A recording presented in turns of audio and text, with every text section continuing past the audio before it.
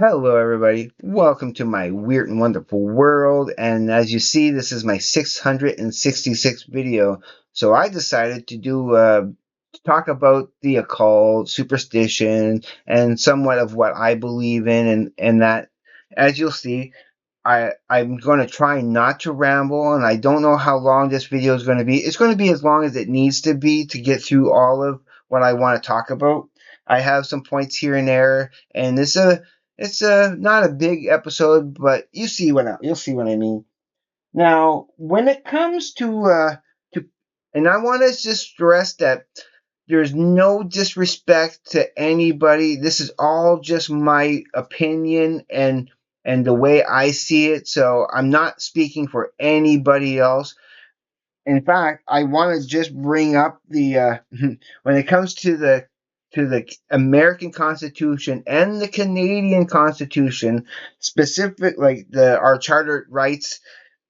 It states in the fundamental freedoms, okay, of Canada here under Section 2 that we have A, the freedom of conscience and religion, and B, freedom of thought, belief, opinion, and expression.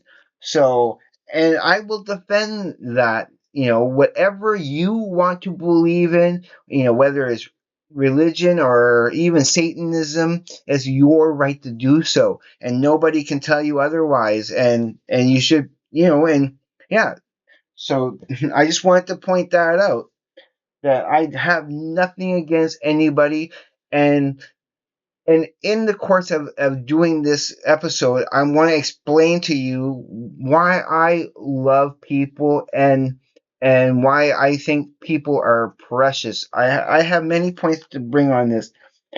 But the first topic, of course, is, and I'll, if I can, I'll see if I can't leave timestamps down below in that so you can get to the proper chapter. But I want to talk about the occult and the so-called Satanism and satanic panic. And as I showed you in the thumbnail, it was music like this from Iron Maiden and Motley Crue, Shout at the Devil, and so on and so forth. Slayer, South of Heaven, and all that. That in the 80s, when I was a teenager, we there was a satanic panic, and parents and officials and teachers and all that, they were getting all up, getting their underwear up in a bunch over the corruption of the youth, corruption of, and you were creating this type of people. And that, no, it was so misunderstood and misjudged. It For us, it was just some cool imagery and good music. We never took it seriously. I had never took it seriously as like that's not going to make me become a Satanist. I treat people with consideration, dignity, respect. Why would I let something like this influence me? It was totally ridiculous. And and there's a couple of little things here and there I want to read out to you, so bear with me. But the first thing here is, when I was growing up, we had this album, and I've spoke about this before, called The Electric Lucifer. Now, this was a conundrum. This was a what's the word I'm looking for? A contradiction, because on the one hand, okay, it looks like it would be Jesus, but with horns. And you say, okay, that's Lucifer. So was this devil worship, or was it something more? I didn't really know. I always suspected that it was something more, that it wasn't what it was seeming to be because of the lyrics and the way he was singing it and everything. That it was kind of the opposite. But it's not until in 2014 when I actually was able to buy the CD and read the liner notes that it gave me a bigger perspective on what this is. So I'm going to read a little bit of this, and again, bear with me.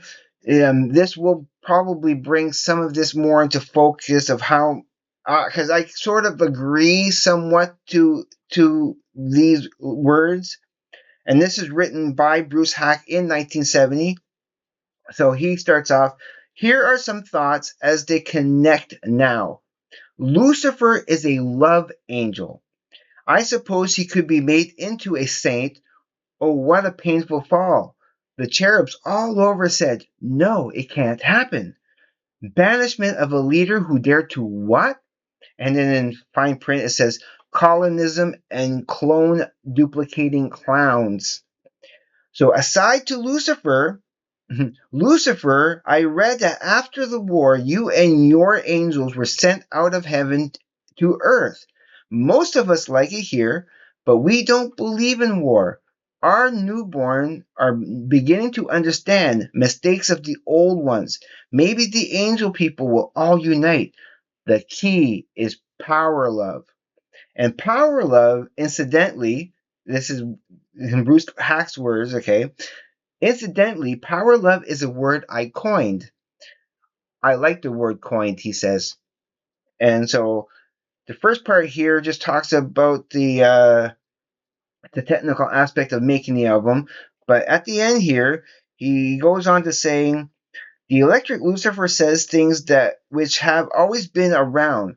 I have unblocked a few media, both philosophical and technological. This is a good age for unblocking. Amongst the things I love are light and legends. Genetic memory is the key to knowledge. The Bible seems to be a highly tuned, sensitive family of memories, as any literary work of promises. The Bible promises to light the path of men with illumination varying directly with each man's ability to see. And in the time of accelerating technomotion, our eyes become more clear. Our focus is no longer on the gods alone, nor humanity alone, but on the great alliance of man-God knowledge. As we continue our psychic growth and increase our ability to unblock, to remember points along the infinite stream of memory consciousness, so our communication increases even though our communicative media and devices are far from achieving the perfect information relay slash silence. In terms of the old ones, both Old and New Testaments were great studies of workable solution to human misbehavior and were pieces of mystical insight. But the further we go within and without matter and non-matter, the greater is the evolution of mysticism from fantastic to comprehensible. To past generations, the Bible could justify both war and love, or love and war. Today, we must know it as love-bearing truth dialect. The electric Lucifer begins with a question from Genesis, and there was war in heaven, and probably was in some other galactic haven. There were probably mistakes in other scenes. There was probably a migration of the Lucifer people to this solar system, and he was cast out, and his angels with him. But that happened so long ago, it was easy to forget. The war in heaven might have ended all wars. Maybe it will. So a primary function of the electric Lucifer is to help end war and hate and pain and fear. The goal I want mankind to walk with hand in hand is so full of love and genius that even Lucifer, the eternal underdog, will be forgiven. That's Bruce Hack for you. And so when I first read that the first time, like it put this album way into perspective for me, and I sort of can relate to it. Even though I'm not a religious person and not necessarily believing in the Bible, I still see the good that does come from the Bible. If you take it more as a morality play rather than an actual history, which supposedly it is, but I'm not going to go there with that. Now, also, I want to read something from the liner notes of of Ænima by Tool. Okay, this is by Tool, and I'm not reading the first part of it.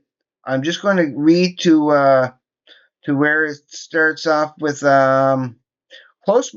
Okay, yeah, where it talks about Timothy Leary identified a genetic type whose future circuits have begun to be activated and better adapted to explore. Oh wait, no, I just missed over a line.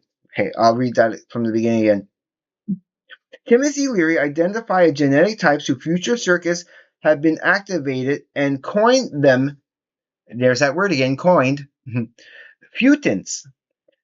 Futants are naturally selected to facilitate survival by being better adapted to explore the future and take risk through their genetic characteristics. Kind of paraphrases somewhat of what Bruce Hack was talking about. Unless we provide a proper environment of freedom in which this positive genetic type can be recognized, operate in, and the dross be separated from the valuable information, we will be depriving the race of a vital resource. Every time a scientist, philosopher, artist, or athlete pushes our threshold to new ground, the entire race evolves. Ritual magic is a system of disciplines and exercises aimed at activating parts of the mind we might normally never use. And it says in parentheses about 85%. Though this system, through this system, a better understanding of ourselves is attained. No true ritual magician has ever sacrificed life, drank goat's blood, or taken part in any other stupid urban ritual. This sort of behavior is left to the psychotic, dogmatic, fundamentalist believers you see on your TV every day letting off bombs and killing people in the name of God. Beliefs are dangerous. Beliefs allow the mind to stop functioning. A non-functioning mind is clinically dead. So believe in nothing.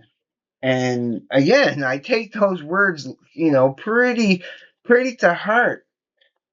I love humanity and I love people.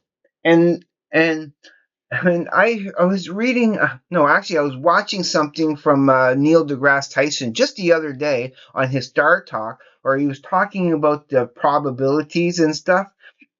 And something he was talking about that really kind of struck me is of the odds of you being you, the being, a unique human being, that it's 1 in a billion trillion trillion that there could be only one of people like you. Even identical twins, okay, are not identical. They have different thoughts, they have different fingerprints, and so on. Okay, they look the same, but they're not the same. That in the history of humanity, there has been approximately only like 100 billion people that has ever existed.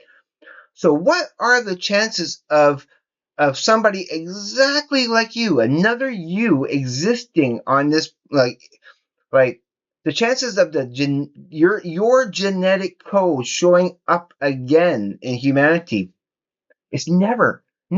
There's never going to be a person uniquely like you.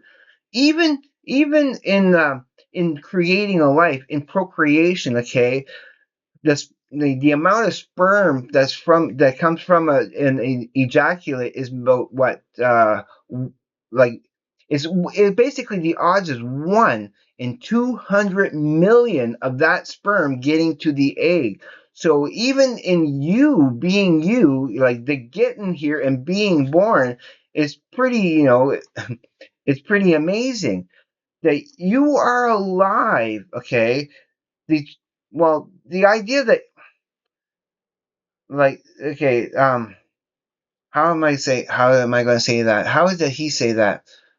That yeah, just the chances that you are being alive right now is stupendous. It's stupendous. The odds of it happening are stupendous, and that that is what makes life precious. Life is precious because of that, because of the tremendous odds of you existing. And that's why every human life is precious and should be treated as such.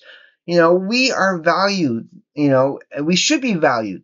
If more people considered how, those odds of existing, we would treat each other better. We would treat each other with more consideration, dignity, respect. And that's why I love trying to, treat people with those qualities, because we are precious and we should be taken as such. Okay, now I'm going to switch a little bit of the subject matter here and talk about some. And before I begin, I also wanted to kind of highlight that a lot of my, a lot of what I believe and feel. I mean, I could consider myself, like, I call myself an altruistic atheist in many respects, okay? But I do have that sense of spirituality, and a lot of that spirituality comes from well, my listening to Tool and that. I jokingly said many times that I consider the lyrics and the whole idea of behind Tool as my religion. This is my religion. But I will vaguely say that I would consider myself maybe like a non-practicing Buddhist in some ways. My roommate, he's pretty much a die-hard hardcore. He's been getting into Buddhism. On the weekend, he goes and does these Zoom talks with the gurus and everything, and his teachers and that, doing the chanting, doing all of that. And I think that's wonderful. I think that I really love that about him and everything, that he does that. I mean, it shows character, and it shows that, and in no way, shape, or form would I ever disrespect, other people's beliefs, as I said from the beginning. So I want to also highlight this book by Eckhart Tolle called The Power of Now. And I think it's a great place to start when you want to explore your spirituality and who you are. And the core of this is basically, he calls it embracing the silence, of turning off your brain completely. And it's what it is. It's just pure listening, listening without any obtrusive thoughts. Like like when you look at a tree, you don't think of it as a tree. You look at it for the isness of what it is, as something that exists and everything. And talking about trees, okay, and I'm going to segue into superstition. And I wrote this down because I did just a little bit of research, okay. When it comes to superstition, like for example, knocking on wood. And knocking on wood came about from like the ancient Indo-Europeans, or earlier, like with pagan beliefs and that. They believed that trees held spirits, okay, held certain spirits. And then when you knocked on the tree, you were summoning up that spirit in order to for protection, or to give you a blessing in that. And and when Christianity kind of took over, that those habits of us knocking on wood, especially if you want to, if something you want to take back something you want to say, or to reinforce something you said, that's where it came from. That's where that superstition came from. And to bring out what I'll read what the dictionary says of superstition, okay? Superstition, noun, ignorant and irrational belief in supernatural agency. That's what the dictionary says.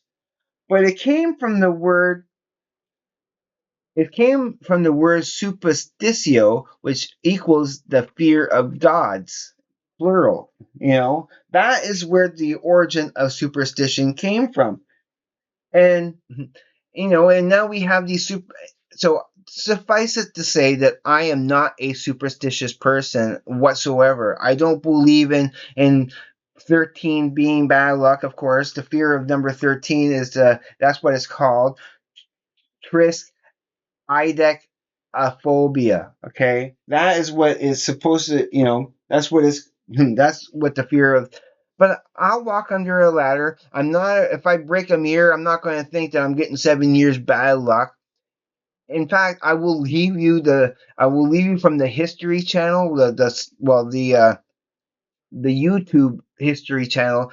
I'll leave it down below in the comments, in the comment section. I'll pin it there. A video where they talk about the 13 strangest, superstitions that people have. And I watched it, and it, gave me some ideas in that. So I'll leave that down for you, that if you want further elaboration on what I'm talking about. But when it comes to superstition, I can, like I said, I can walk under a ladder. I can open an umbrella. I'm not afraid of the number 13. And of course, people being afraid of the number 13 comes from the religious times of the Last Supper, where it was his 12 disciples, and him being 13, that right after that happened, of course, he gets arrested and then crucified. And so now in many places around the world, if there's 12 people sitting at a table and then a 13th person would sit at the table, somebody has to get up, because it was a bad omen. But I don't believe in bad omens. I don't believe in superstitions. I don't care if I step on a crack on the ground. Cracks don't have any fear. They just want to be, fixed. And so on and so forth. So when it comes to superstition, no, I ain't superstitious at all. And I don't think I have too much more to say on this. It's just that when it comes to humanity, of course, that's what I'm calling my room, is the Studia Humanitatis Studio. It's the passive study of humanity. That's what it represents. And everything I do, and my channel is representative of that. And of course, expressing my musical taste and all that. But I want my channel to be reflecting of me and who I am and my personality, good, bad, and the ugly, all of it. And I guess that's all I needed to say about that. Me again, I don't like editing. I like to give you my thoughts as they form, and I tried to make this structured and everything. I don't think I want to actually put thumbnail timestamps. That is, I'm just gonna let you run through it at your own risk. And so yeah, I guess I'm going to end it now. So as always, you know what I'm going to say. Well, first of all, if you're watching this for the first time and you like my content, please consider subscribing, because I will appreciate it and love you forever. Quick reminder, I only got like three. I might push it another day or so from my contest. I'll leave that up here. I'll leave that video. Actually, I'll leave that video about superstition right here. And yeah, please hit like, comment as much as you can, because I try to always get to people's comments as much as I humanly possible. And yes, so everybody just be safe. Take care. I will see you on the flip side. And please, everybody, just have a great day, evening, morning, night, afternoon, wherever you may be. Peace, everybody, and power love.